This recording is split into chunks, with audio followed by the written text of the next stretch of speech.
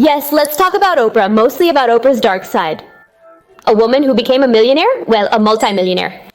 Because of her interviews, her tough life story, and also for always helping people, always being the voice of the people, supposedly. In this video, I will be telling you the reasons why many people hate her, and also quite murky things that have been found about Oprah all this time, and more than anything in this era of the internet. In the past, without the internet, many things went undiscovered. In this Halloween-themed video, I will discuss the dark side of some celebrities, like Oprah. However, this is not meant to encourage attacks on Oprah or change your opinion of her.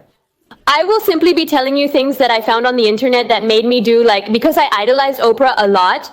Susanna, it's just that until today, she was always a woman that I admired too much, and they are things that make you realize that they are people, you know? In the end, we are all human and should not idolize anyone. But before we start with this video, hello, good or bad girls. Let's look at this case, her friendships. Not something that has made many people raise their eyebrow every time they refer to Oprah. Are her friendships? Yes, as you saw in the mini title, her friendships, Juana Maria, they are quite murky. Not all her friendships, obviously, but many friendships that she has had throughout her life have ended in terrible things. Well, horrible things have been discovered about those people. Number one, we have Harvey Weinstein. I was gonna say Dan Schneider, sorry. This man was practically her bestie. They were like nail and dirt. They were always together. They traveled together. They got along super well. They were best friends. And many people already knew for a long time, before the terrible accusations against that man came out, the things he did, right? Do you know? What are you? You were best friends with that man you didn't know, and people who had bumped into him 2 or 3 times they did know, because they were rumors that were said a lot in Hollywood about the things he did, right? And yes, in the end, she came out to say that she had no idea about that side of Harvey, right? That she had never known that side of him, but when they asked her directly, what she did was evade the answer. Well, evade the question. She responded that she always sees the rainbow in every situation. That in truth, we should not focus on Harvey because he does not have to be the focus. The focus has to be all the women who have gone through hard things. But you know, like always taking away some of his responsibility for everything. Also, something for which she is judged too much is because she, with everything, when the Michael Jackson thing came out, that Michael Jackson and the kids, she was the first Susanna to come out and say thousands of things about Michael Jackson, to tell it in her interviews because she is the voice of the people, right? In her interviews, she aimed to help people while the Michael situation and accusations against Harvey emerged. She never spoke against her best friend during this time. She spoke against Michael, something that also angers a lot of people because she became a famous interviewer at a global level when she interviewed Michael Jackson. He didn't want to give that exclusive interview to anyone else because he said he didn't want to give it to a white interviewer, so he gave it to Oprah, and that interview took her to stellar levels. She interviewed his brothers, interviewed his family, and when he was at his lowest point, what she did was speak ill of him on her show even when he died. What she did was interview the victims so they could tell their story against Michael. I'm not saying that. Obviously, it's a lie what those people have told, but many people think it was a plot, what she did for, you know? Like hiding the real oppressors, the real ones. I love you, God. I trust in you. Susanna, I must remove this Halloween decor due to the ghosts. What a fright. I thought the power went out again. But no, I prefer ghosts over a power outage. Just kidding. Well, maybe not. Many believe she was concealing the true oppressors. The real villains, she was hiding them, and what she was doing was talking about Michael so that everyone would talk about Michael, and no one would really see the bad people. For example, Pete Diddy. She was also quite close to that man. I mean, there are countless photos on the internet when I put Pete Diddy and Oprah, Susanna, thousands of photos came out of those two people together. She said she never had such a close relationship with him, and maybe it's true, maybe they were never super friends or anything like that, but they got along quite well, and she even attended several of his parties. And one today knows what happened at that man's parties, you know? Or maybe if she didn't see something really bad, one knows that children attended those parties, you know? Things like that leave you like, you know? The image of Oprah was always a woman who spoke, you know? As I mentioned earlier, she was the people's voice against wrongdoers. I'm not accusing her of anything in this video, as I don't know the facts. However, many people are pointing out that whenever someone is exposed for shady behavior, Oprah seems to have been their friend.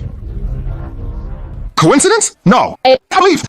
But, well, I'm not telling you that maybe she didn't know. The next shady friend is called John of God. When a person calls himself God, it's the biggest red flag, the person you should trust the least. And she got along well with that guy. She even did an interview with him. Well, she put him on her show when she was at her peak. Susanna, at the best moment of her career, she did an interview with that guy. She went to his cult, well, to his sanctuary, where he practically had a cult of people. Because what he did was heal people, right?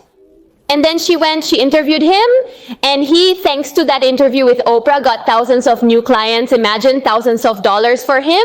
And thousands of people started to join the cult he had, because it was literally a cult. It was terrible. Everyone saw him as if he were God, that he healed people, and then what does it matter? Many, but too many women. I think there were more than 300 women. They started accusing him of having done terrible things to them. Imagine, you can already think about what those things were. And I think he was found guilty. I didn't really look into it, but yes. And when they asked her, she was like, oh my God, I didn't know. What? How is this event possible? There are also many celebrities who can't stand her. For example, I saw one on Instagram. I think his name is Seal. How to pronounce the singer's name? I'm sorry, but well, he once posted a post where he criticized Oprah. You know, and he was saying like that, we have to watch Oprah because she is very friendly with those people, and she came out to expose Michael Jackson for having done this and this and this to children. Nah. And why doesn't she come out to expose her friends in the same way? You know, I reposted was not an attack on Oprah at all. It was a comment on the hypocritical and double nature and behavior of Hollywood. And also, according to another pornographic post, I found it was a tweet or something from Snoop Dogg, where he was also exposing Oprah. I'm not saying it's real. I'm telling you, I don't know if that one is real or not, but it looks pretty real. The truth, now that I searched the internet for more information, I think it is real, because he, in 2020, was exposing Oprah's shady interviews. His interviews were also quite shady. Not all, obviously, but several of them today have aged quite badly. For example, the interview with the Olsen sisters. The Olsen sisters at that time were telling Oprah how much they hate being asked about their body, about their weight, or that in general they talk about their body, because at that time everyone was talking about the Olsen sisters' body, that they are very fat, that they are very thin, and they have come out today to say that at that time they had eating disorders. And what does it matter that Oprah, when they were talking to her about how much they hate being asked about their weight, Oprah told them, And how much do you weigh?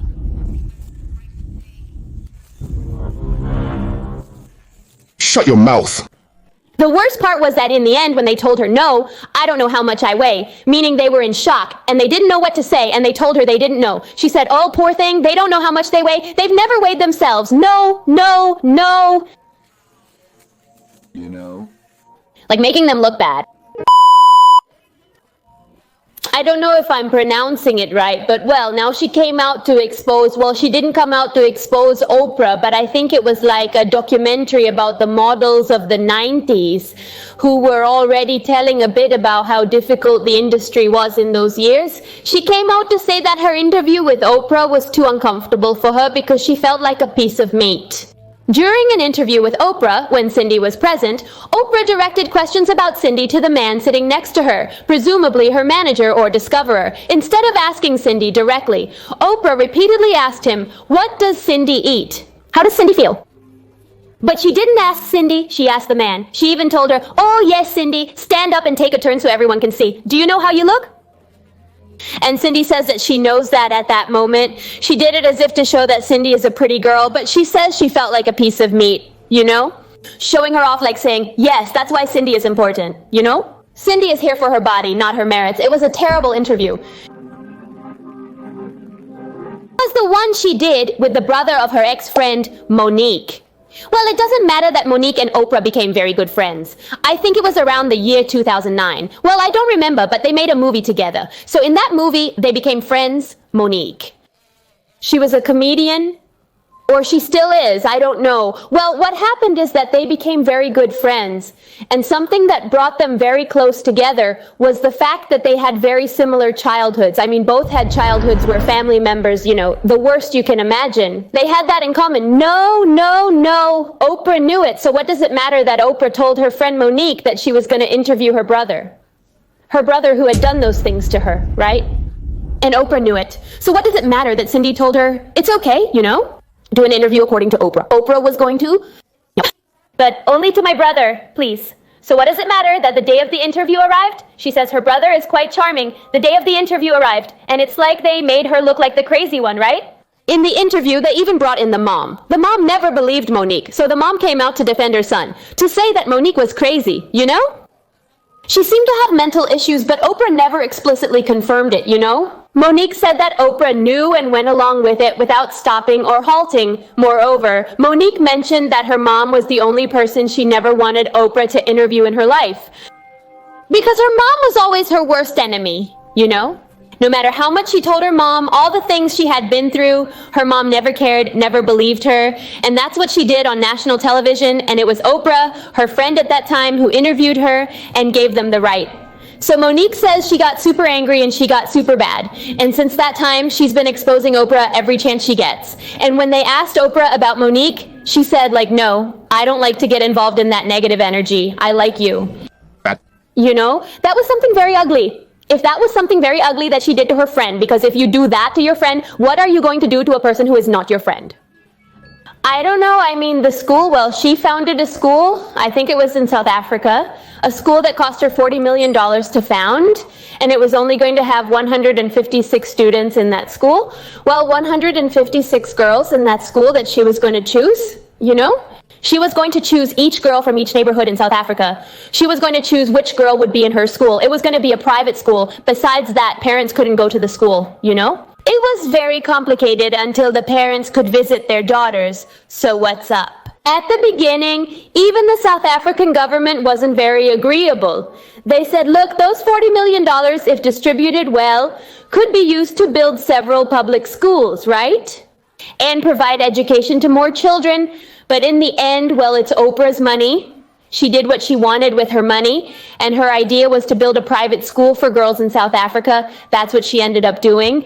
And in that school, too many shady things happened, like many cases involving teachers.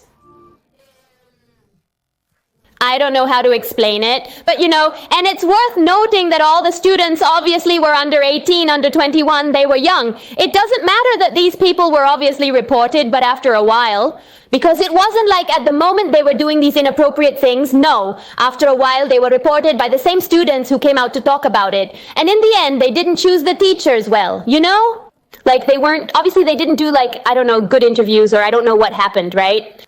In an all-girls school, one student became pregnant. What occurred after that incident? Because those girls couldn't even get out of...